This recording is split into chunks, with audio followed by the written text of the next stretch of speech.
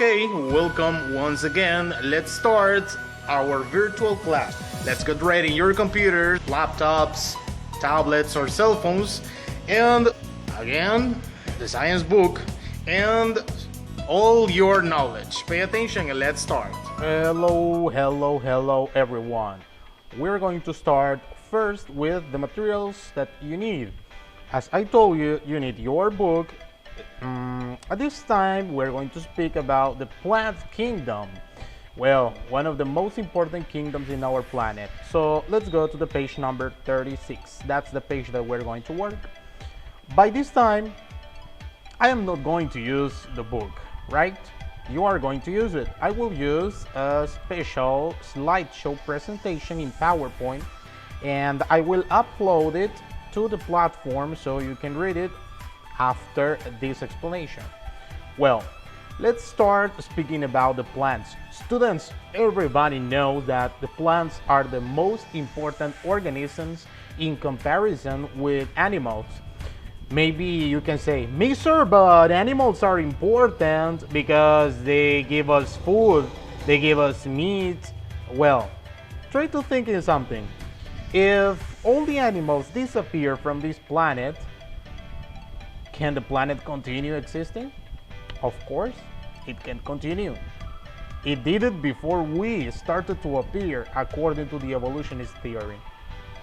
But tell me something. Do you think that we can exist in this planet without plants? Of course, no. We cannot. We need plants because there are a lot of different organisms that feed from plants, and for that reason we can feed from those organisms. Imagine a cow. They need grass to continue growing and existing, and then we can eat the cows. And of course we need plants because they are an important source of food for us. But another important point is that plants produce oxygen that is extremely important for respiratory system in humans. So plants are very important. We cannot say that they are not. Well, let's get started with this slideshow. My question is, what are plants? Try to think a little bit. What is that? Think in your mind, what are plants? Maybe you will say, well, there are green things that are outside my house.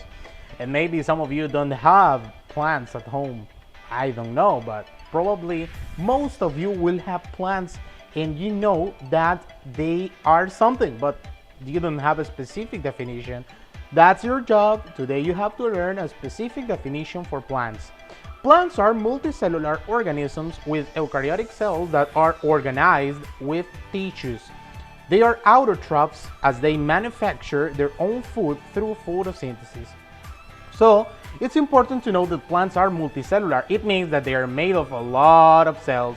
Look at that picture. They are made of million cells. And they are organisms. They are living things. Okay, it's important to understand that. Sometimes the students say, "Mister, I think the plants are not living things because they cannot move." Look, the living things move. Well, not all of them as you think. They don't have locomotion. They cannot transport themselves from one side to another, but they have movement. Yes, they do. They are moving inside, and we're going to speak about that later. Let's continue speaking more about plants. In your book at page number 36, you will see that there is a division or classification of plants: bryophytes, the pteridophytes, the gymnosperms, and angiosperms. Wow, those words sound very complex, but let's try to understand them with easy words, because if you see in the book, they start to say the bryophytes have no conductive vessels, nor flowers or seeds, live on rocks, soil, or trunk, or oh my goodness. Wait, hold on a second. Let's do it slowly. Let's start to speak about the bryophytes. The bryophyte plants. Well, let's try to learn about them and not die in the process. Well, the bryophytes include the various mosses and liverworts that are found growing in most shaded areas. The bryophytes are a small group of primitive plants, which are commonly called amphibians of the plant kingdom. They are not amphibians, but they're called like that. The word bryophyte, bryon, means moss, and phytum means plant. This was used by Brown, a scientist of plants. The study of bryophytes is called bryology, and it's inside the botany, one of the most important sciences of plants. Well, number one, the bryophytes chiefly occur in damp, shady, and humid localities, like behind your house. The plant body is gametophyte because it produces gametes. It is thallus-like in primitive form. That is called rhizia. In higher bryophytes, the plant body is differentiated into rhizoids, stem, and leaves, only 3 parts. The stem is prostrate or erect and attached to the substratum by unicellular or multicellular rhizoids. They are organs of absorption and fixation. These are the rhizoids. Number 3, nutritionally, the plant body is independent, and it is the conspicuous phase of the life cycle. 4, the gametophytes lack vascular tissues. They don't have xylem and phloem. Number 5, the bryophytes reproduce vegetatively, tubers, gemmi, and protonema, between other examples. Number 6, sexual reproduction is oogamous type. The sex organs are the antheridia in the male and oogonia in female, which are always multicellular. It means that these plants are divided in 2 parts, right? Male and female. 7, the male gametes are motile and biflagellate called antherozoids, producing male sex organ called antheridia. Number 8, the female sex organ is called archegonium.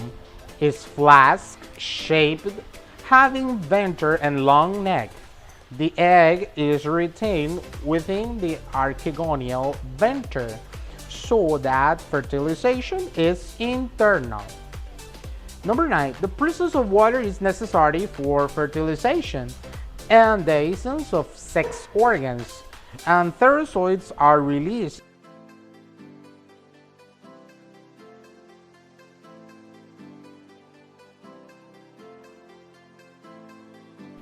an antherozoid fuses with the egg to produce the zygote.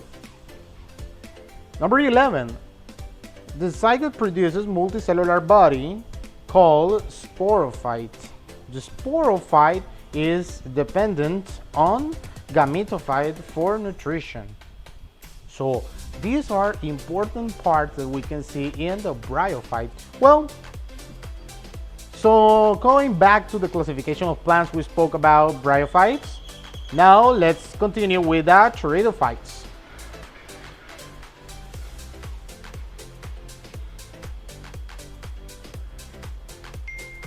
Now speaking about the pteridophytes, it's extremely important because they are as old as the bryophytes, and their characteristics are a little bit different from them. Let's pay attention. The pteridophytes, they are considered as highly evolved group of cryptogams. The protonema a special position as the first land plants. The pteridophytes are also called vascular cryptograms because they have xylem and phloem, as I told you, vascular tissue. Well, if you see here, this is the xylem. It moves materials like water inside the plant, and phloem moves material like food. They are characterized by the following features. Number 1, pteridophytes are found in cool, damp, moist, and shady places, a little bit like the bryophytes. Number 2, the plant body is sporophyte and is differentiated into root, stem, and leaves. Still being simple. Number 3, the root system is adventitious type. Number 4, the stem may be aerial or rhizomatous. Number 5, the organs possess well-differentiated vascular tissues. Number 6, the leaves are small and they are called microphyls, as in Selaginella, or they are large and they're called macrophyls, as in ferns.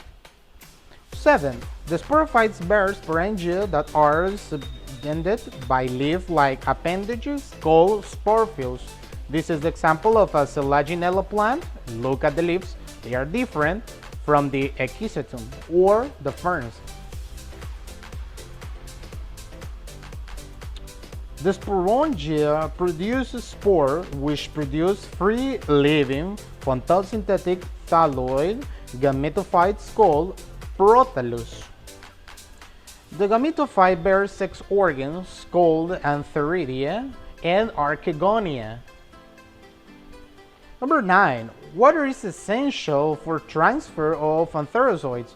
The male gametes release from antheridia to the mouth of archegonia.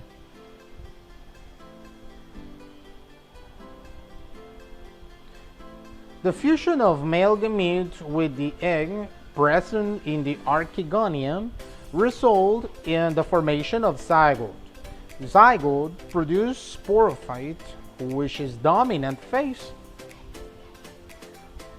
Number 11. Pteridophytes of all the spores are of similar kind. They are called homosporous. Now, the Selaginella and Salvinia produce 2 kinds of spores, the macrospores that are large and the microspores that are small. The megaspores and microspores germinate and give rise to female and male gametophytes. The development of the zygote into young embryos takes place within the female gametophyte. This event is a precursor to the seed habit, considered an important step in evolution. Pteridophytes are classified into 4 phases. We are going just to see the names. Number 1, Celopsida. Number 2, Lecopsida. Number 3, Sphenopsida. And number 4, Steropsida. Well, now it's important to continue finding the differences between bryophytes and pteridophytes. I want to do a short description using the board to help you find the differences between bryophytes, pteridophytes, gymnosperms, and angiosperms, because sometimes there's a lot of information and you can get confused because that's a lot of data. Okay, so I'm going to connect now my digital board so we can see through my cell phone a digital board and explain in an easier way for each one of you about this. You're going to see right now the screen of my phone, and now I will open the board. Alright, we are ready. Let me explain to you about this. We started saying that, well, basically the plants are divided in bryophytes, pteridophytes, gymnosperms, and angiosperms. So we can say in easy words, plants are divided into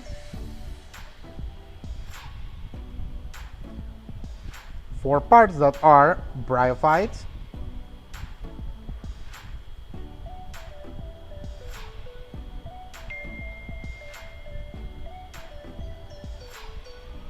pteridophytes,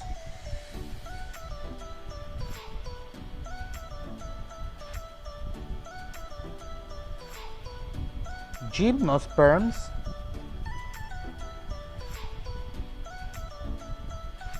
and angiosperms.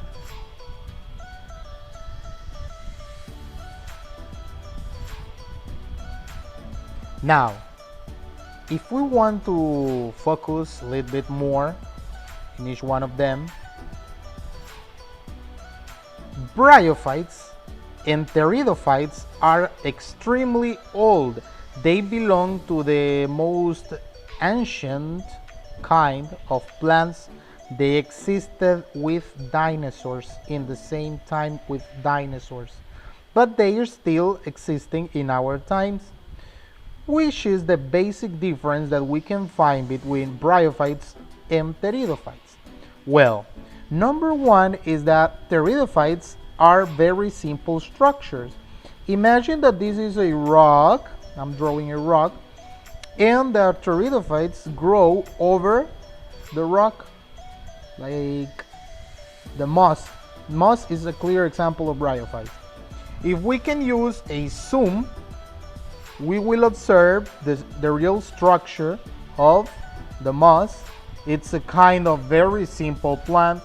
It has the rhizoids that are like the roots, but they are not roots.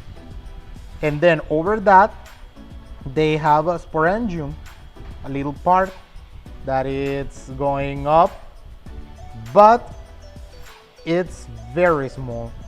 In basic words, in simple words, we can say that the bryophytes are very simple and basic structures, examples of very simple plants.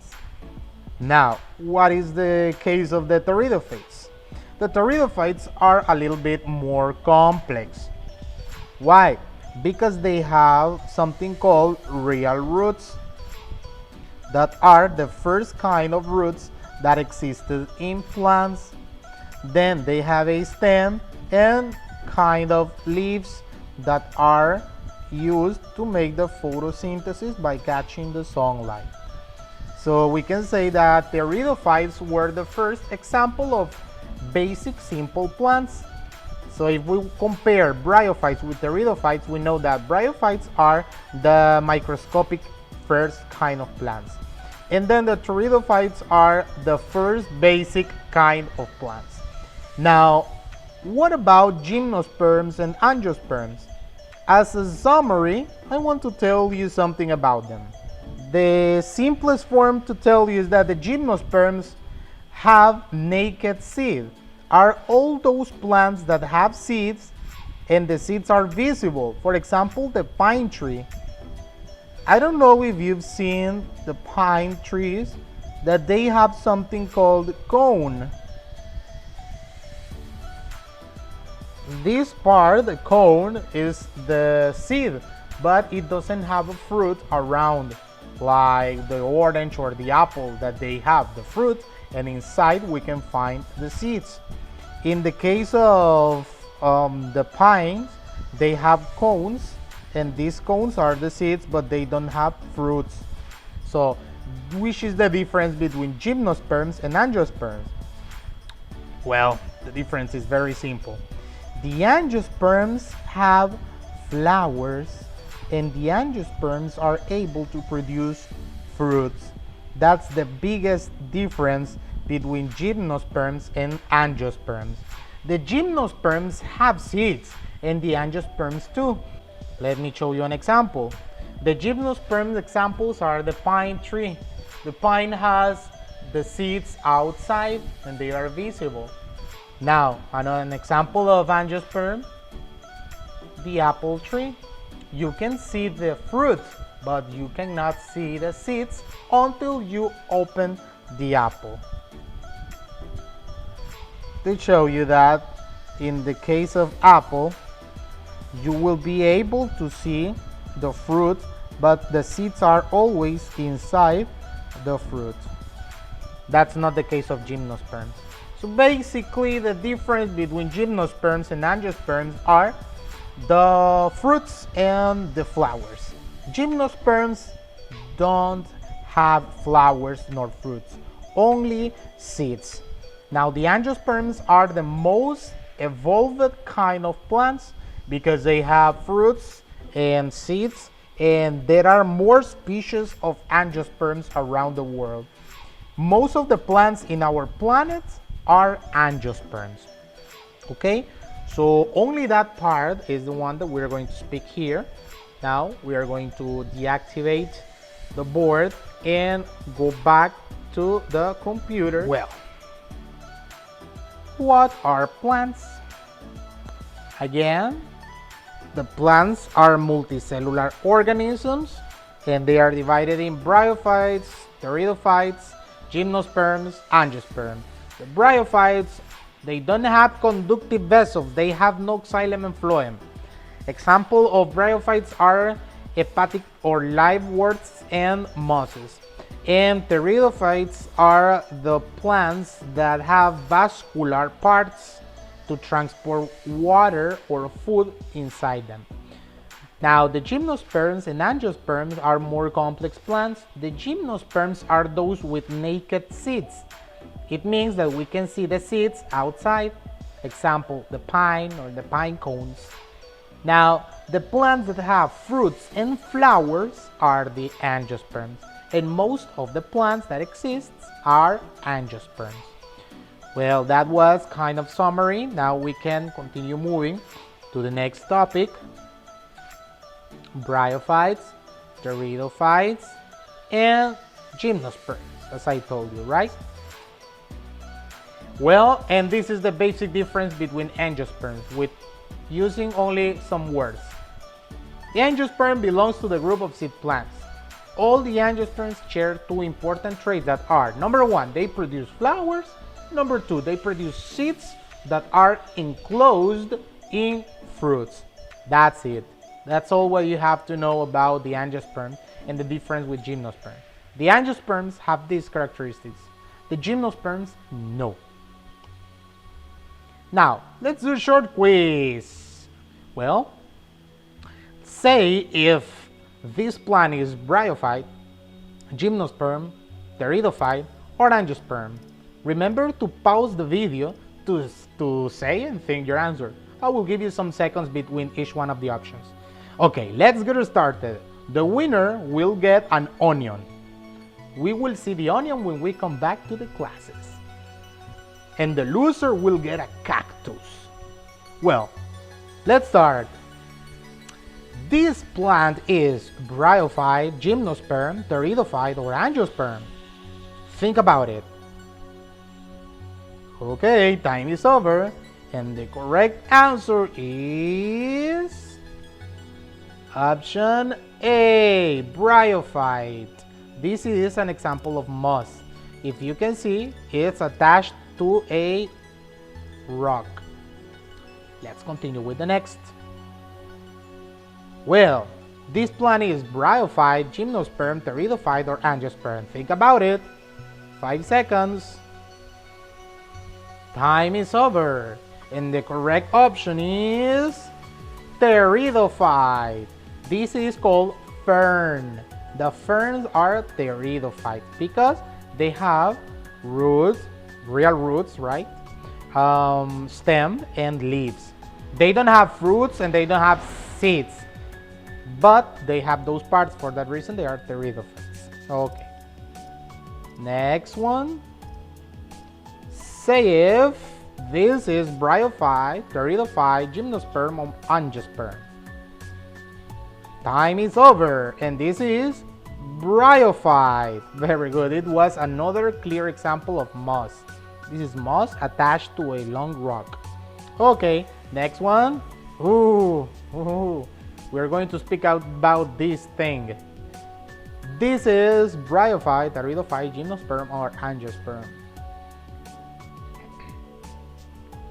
Yes, it's angiosperm.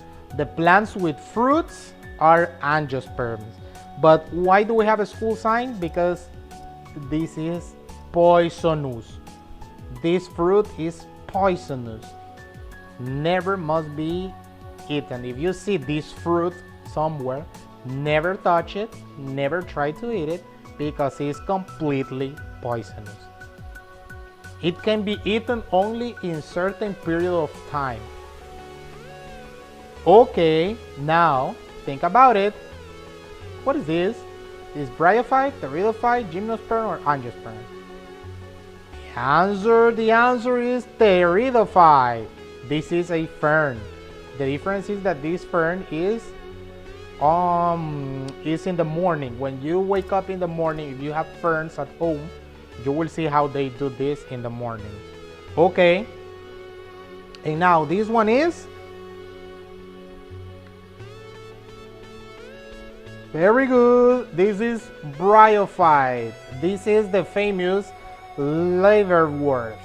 The liverwort is a kind of leaf. The leaf is like short and plain. The next one, bryophyte, pteridophyte, gymnosperm, or angiosperm. Oh, these three plants are pteridophyte. If you see, they have leaves, stems, and of course they have roots. Now this is very easy. Gymnosperm, because the seed is outside and is visible. What about this one? Angiosperm, because it has a flower. Well, this is so easy. Angiosperm. What about this one? It's not a pineapple. No. This is an external seed of a kind of palm tree. This is gymnosperm, because the seed is external. So now you know that palm trees are, most of them, gymnosperm, because the seed is visible outside. What about this one? Of course, it's gymnosperm, because the seed is external. No, what about this flower? Yes, it's angiosperm, because the flower is visible. And we are almost done with this, that is gymnosperm, because the seed is external. What do you think about this? Yes, it's a sunflower. For that reason, it's angiosperm. Yeah, that looks tasty. And it's angiosperm because the fruit is visible. So, we are going to say thank you for the class of today. Have a nice time. Read and study and watch the video anytime you want. Remember to like and subscribe. See you soon.